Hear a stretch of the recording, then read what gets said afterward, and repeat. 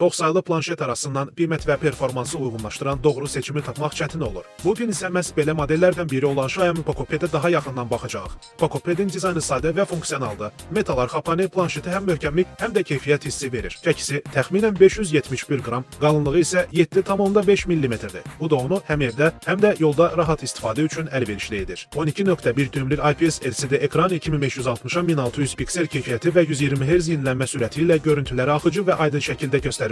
Ekran kifayət qədər parlaqdır, 600 nit parlaqlıq səviyyəsinə malikdir. Bu xüsusiyyətlər onun film izləmək, PDF oxumaq və oyun oynamaq üçün çox uyğun edir. Poco-Pad'də istifadə olunan Snapdragon 7 Gen 2 chipseti gündəlik istifadə üçün yetərli performans təqdim edir. Sosial şəbəkələrdə gəzinmək, film izləmək, ofis sənədləri ilə işləmək və orta səviyyəli oyunları rahatlıqla idarə edə bilir. Cihazda 8 GB RAM və 256 GB yaddaş mövcuddur. Əlavə olaraq 1 TB-a qədər micro SD kart dəstəyi də var. Bu isə böyük fayllar saxlayan istifadəçilər üçün ciddi üstünlükdür. Planşetdə 10.000 amper tutumlu böyük batareya yerləşdirilir. Normal istifadə ilə bir tam günü asanlıqla çıxara bilir. Cihaz 33 Watt sürətli şarj imkanı təklif edir və şarj adaptörü ilə birlikdə təqdim olunduğu üçün əlavə xərc tələb etmir. Poco-Pad'də 4 ədəd stereo dinamik mövcuddur və bunlar Dolby Atmos dəstəyi ilə birlikdə gəlir. Bu səs keyfiyyətini yüksəldir və xüsusilə film və oyun təcrübəsində immersiv effekt yaradır.